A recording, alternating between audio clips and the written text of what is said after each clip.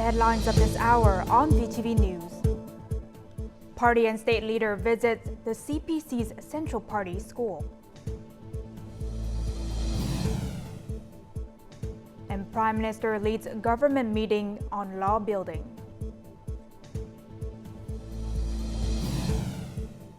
In our world news, Australia and Indonesia seal a treaty-level defense pact.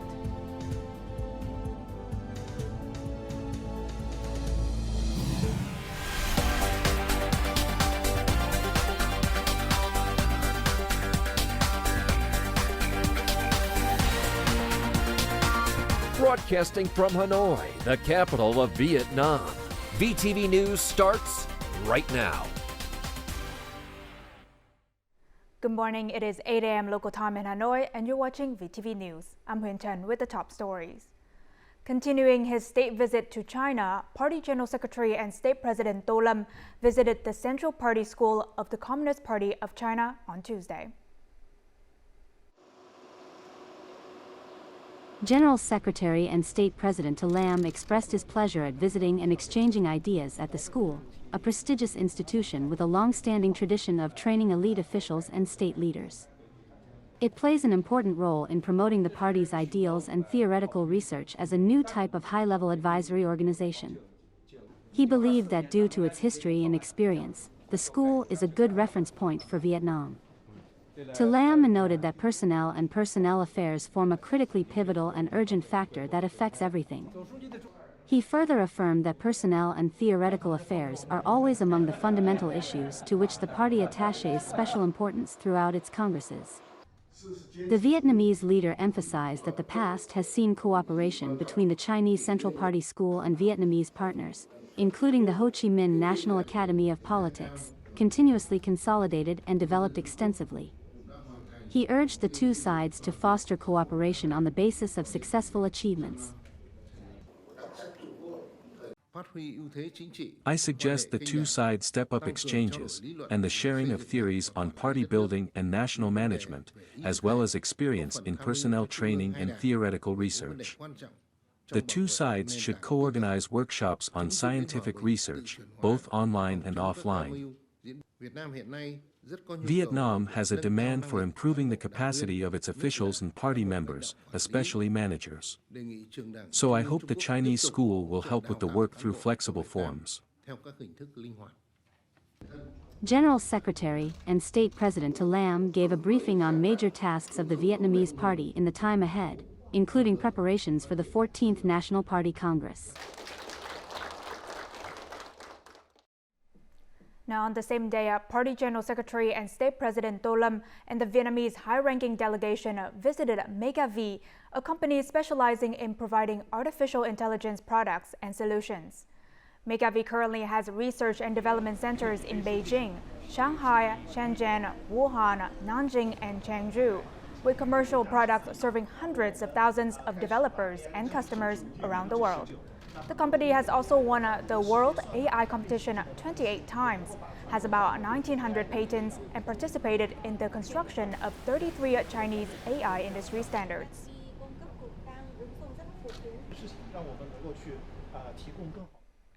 Prime Minister Pham Minh Chính chaired a government standing committee meeting on Tuesday to review and discuss 6 major law projects. More on this in the following story. At the meeting, Prime Minister Pham Minh Chính provided directional instructions for each specific law project. Regarding the amended law on corporate income tax, he emphasized the importance of encouraging accurate, complete, and timely tax collection while implementing priority policies and preventing tax losses.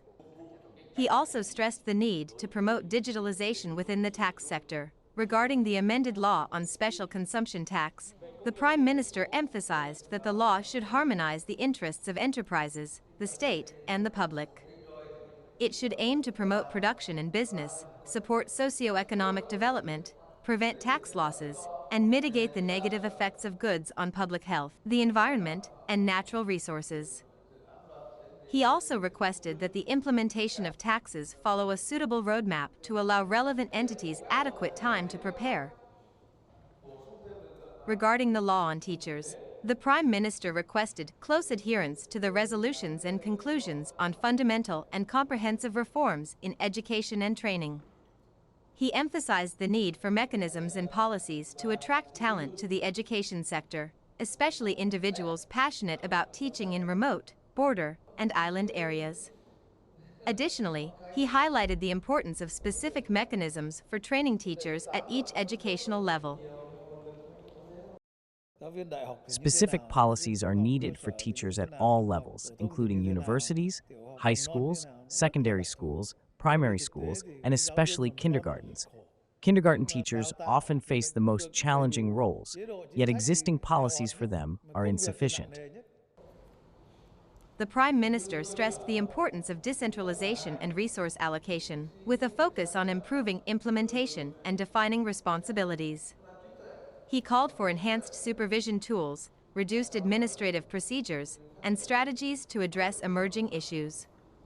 Ministries should concentrate on state management, planning, and policy development while simplifying administrative procedures and mobilizing resources for national development. Under the chairmanship of National Assembly Chairman Trần Thanh Mẫn, the National Assembly Standing Committee continued its 36th meeting on Monday. The committee reviewed and commented on the draft supervisory program and the supervisory delegation's report on the implementation of policies and laws related to the development and use of human resources to meet the requirements of socio-economic development. Commenting on the draft report, the National Assembly Standing Committee stressed the need for a thorough review of human resources supervision, especially for high-quality resources. The committee called for innovative supervision methods and emphasized that recommendations and proposals should be made after supervision. Supervision work must be innovative, practical, and effective. If we visit many localities and sectors but achieve limited impact, we need to reconsider our methods. We can gain insights through various channels and reports from the sectors that have conducted supervision and inspections. Regarding the draft law to amend and supplement the law on technical standards and regulations, the committee stressed the need to align with party policies and Directive 38 on international economic integration. They also called for clearer responsibilities among agencies issuing standards to address inconsistent adjustments. The National Assembly Standing Committee agreed to increase the Ministry of Health's 2024 budget by approximately $17 million to support expanded immunization activities. On the same day, the National Assembly Standing Committee discussed the draft law on the People's Air Defense Force and reviewed several other matters within its authority. The publication Nhân dân or People's Daily of Vietnam on August 20th launched a special webpage and an exhibition dedicated to the late Party General Secretary Nguyễn Phú Trọng, an outstanding leader who devoted his life to serving the country and the people. The webpage that applies modern journalism technologies on digital platforms features more than 1,000 articles, photos, video clips, and other multimedia journalism products that highlight the late party leader's theoretical and practical contributions to outlining guidelines and policies for building and developing the country during the đổi mới or renewal process. Speaking at the ceremony, a Politburo member and permanent member of the party's secretariat, Lương Cường, noted that articles written by party and state leaders, analytical assessments by scholars and researchers at home and abroad, and public opinions on the webpage would help party members, the people of Vietnam, and international friends better understand the life, career, and great contributions of the late party leader to the Vietnamese Revolution.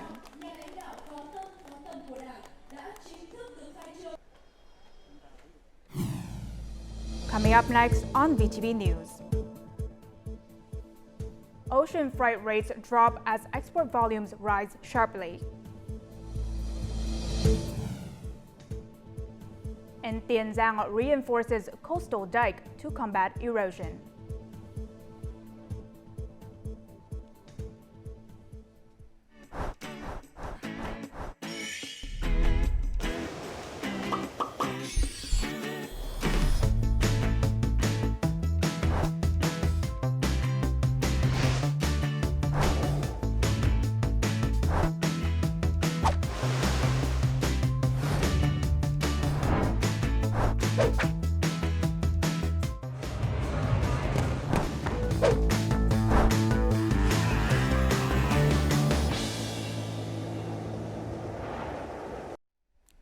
Welcome back to VTV News. Now, Vietnam has always proactively applied and responded to trade defense measures, or TMFs, in international trade to prevent negative impacts of massive imports, unfair competition, and protect domestic manufacturing industries. Statistics from the Trade Remedies Authority of Vietnam, TRAV, under the Ministry of Industry and Trade show that in the first 6 months of this year, the authority continued to carry out tasks related to the investigation and review of 7 trade defense cases that the Ministry of Industry and Trade decided to initiate last year, and appraise and report to the minister to decide to initiate an anti-dumping investigation on 1 new case. Along with that, the TRAV has also received and processed 7 dossiers requesting investigation and review from domestic manufacturing industries. Up to now, the Ministry of Industry and Trade has initiated investigations into nearly 30 trade remedies cases and applied 22 measures to imported goods. Goods subject to investigation and application of measures belong to the groups of iron and steel, fertilizers, plastics, textiles, and food. These are mostly important items considered the backbone of each country's economy. In addition, the investigations are carried out objectively, transparently, in compliance with legal regulations, and in accordance with international commitments. The Vietnam Maritime Administration, VMA, said that sea freight rates have decreased recently, dropping by about 4% compared to the previous week. The import and export of cargo through seaports grew dramatically, reaching the highest level in the past 5 years. By the end of July, sea freight rates had decreased across all routes, with the most significant drop being on the Asia to West coast of the U.S. route, where rates fell by 20 to 30%. Other routes saw reductions of around 15 to 25%. The reason for the decrease in freight rates is that shipping lines have increased their capacity and the pressure from the peak season has lessened. The VMA forecasts that this downward trend in freight rates will continue. Previously, sea freight rates on major routes skyrocketed. At one point, the cost of shipping a container to Europe reached $4,000 to $5,000, more than double the rates at the end of last year. Similarly, shipping rates to the U.S. rose to $6,000 to $7,000 for one container. AI experts have highlighted Vietnam's leading role in AI innovation across Southeast Asia and beyond at the Gen AI Summit 2024. This is due to Vietnam's implementation of various policies to boost startups and technology investment, creating a supportive environment for AI companies to thrive and compete globally. Additionally, Vietnam has many advantages for developing AI thanks to its market, human resources, and startup ecosystem. Looking ahead, experts predict Vietnam will require an additional 100,000 AI specialists over the next 5 years.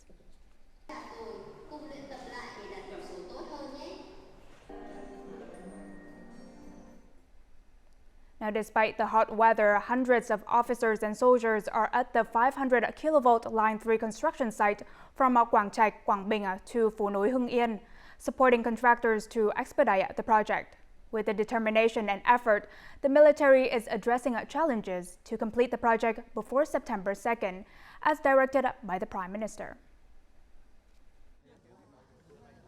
Over 100 officers and soldiers from the Ha Tinh Provincial Military Command are focused on transporting equipment and assisting the wire pulling for the Quảng Trạch Quỳnh Lưu section. The political system has taken strong action and coordinated well to enhance communication, leading to full public support for the policy. In Nghệ An, over 200 officers and soldiers are actively clearing the route corridor to facilitate material transport for the project. Following the Prime Minister's instructions, we directed all soldiers to support the project, complete each section, overcome difficulties, and accelerate progress. Even in the hot weather, all forces remain determined to meet the scheduled progress.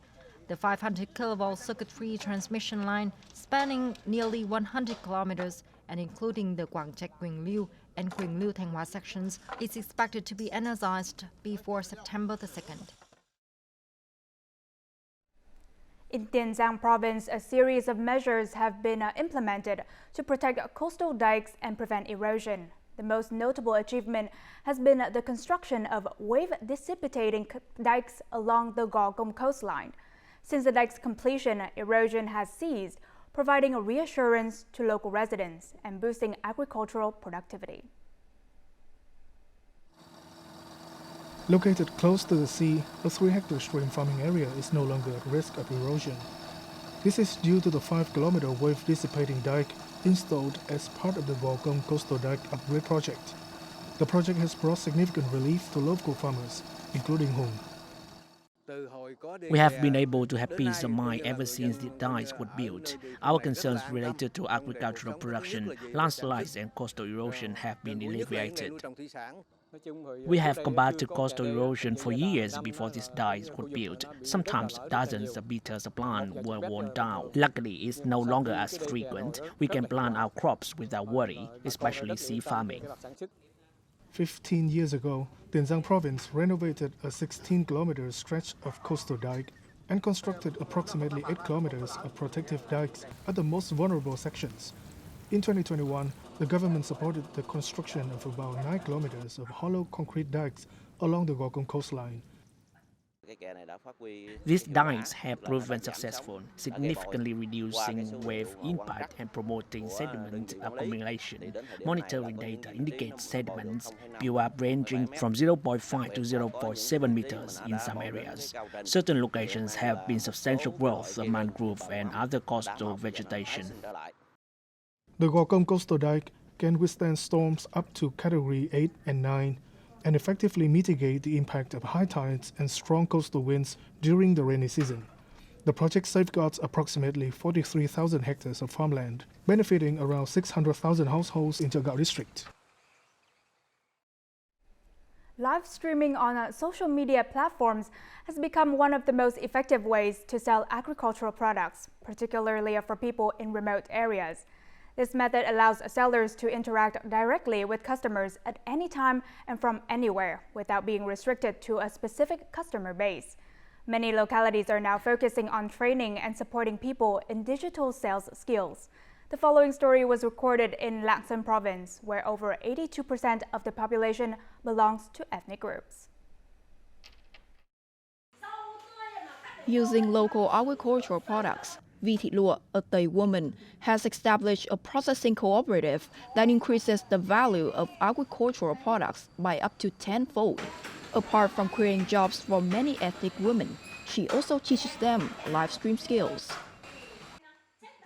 I myself have been running a Shopee store for 2 to 3 years. My current revenue is $1,000 to $1,400 per month.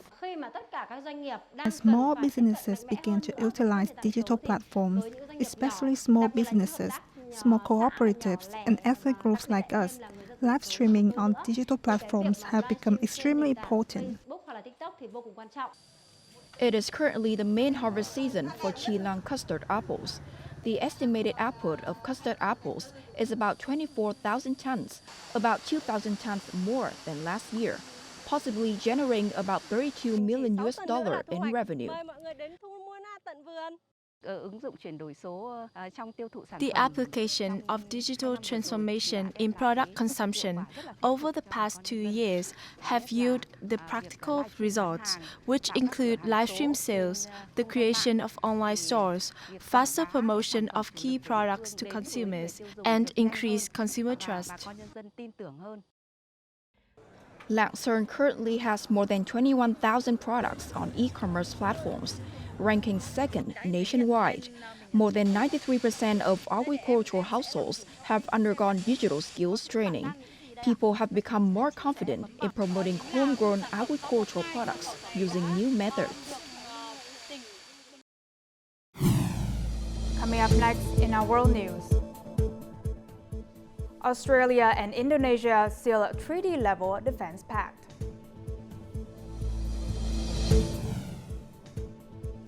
And farmers turn to heat-tolerant rice varieties as summers blister.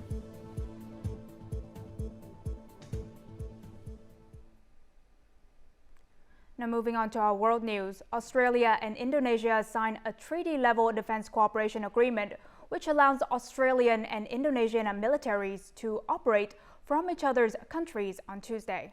At a joint press conference while Subianto was visiting Canberra, host country Prime Minister Anthony Albanese stressed that the agreement is not only an important foundation for the two countries to support each other's security, but also contributes positively to maintaining stability in the region. Australia and Indonesia share the world's longest maritime boundary and already collaborated on a number of issues, including security, people trafficking, and drug smuggling. Last night I was received, hold very dear the memory of. Now, as the quality of rice across Japan has been devastated by the intense heat of recent summers, the agricultural industry is increasingly turning out toward heat-resistant rice varieties. According to Niigata prefectural officials, the heat-tolerant Shinosuke variety developed by the prefectural government was grown on 5,300 hectares this year, an increase of 20% from the previous year. Although it takes more time and effort to grow the variety, 94.7% of Shinosuke harvested as of December 31st, 2023 was ranked first-grade quality, even though last summer was extremely hot. Nijin no Kirameki, a variety developed by the National Agriculture and Food Research Organization, is being grown on around 7,500 hectares this year, about 1.5 times from 2023. The area planted with the heat-resistant rice variety Fufufu has also increased by 25% compared to last year to 450 hectares.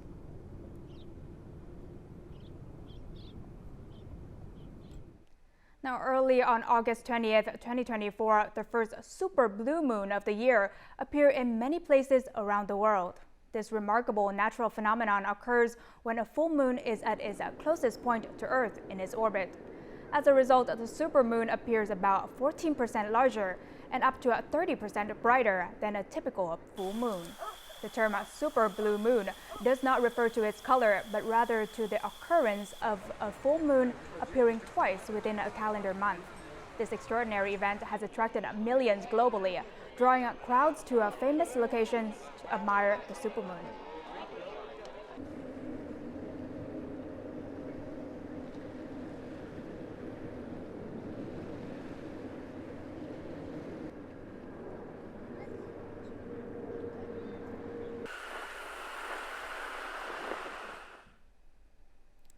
A team of surgeons has performed pioneering robot-assisted surgery on a child for the first time in the UK, with hopes the practice could become more common.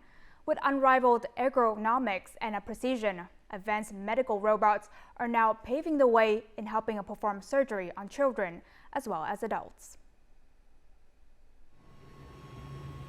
Reese, 7, was diagnosed with having an obstruction which inhibits the flow of urine from his kidney. A procedure known as laparoscopic pyeloplasty was performed to treat this obstruction, involving an advanced pioneering robot-assisted device called the Versius Surgical Robotic System. When I first heard there's going to be a robot operated on him, I was like, eh? But then obviously when you find out more that it's a doctor operating the robot and everything like that, it's just, yeah, it's a lot more understandable. Reese was discharged the day after his surgery and is expected to make a full recovery to normal health. The trial has been over 3 years in the making to reach its latest milestone of performing surgery on a child. Ultimately, my hope is that there can be more minimally invasive procedures for children, as you say, not just in the UK, but potentially around the world. The robotic-assisted technology should make it more straightforward to do these minimally invasive procedures, where sometimes open procedures would currently be carried out. Robot-assisted surgery has been increasingly common in healthcare practices in the UK. London's Guy's and St Thomas NHS Foundation Trust announced in 2023 that all prostate, kidney, and lung cancer surgeries were completed robotically, with over 10,000 robot-assisted procedures performed over the last 20 years. Now, as usual, let's move on to the weather forecast.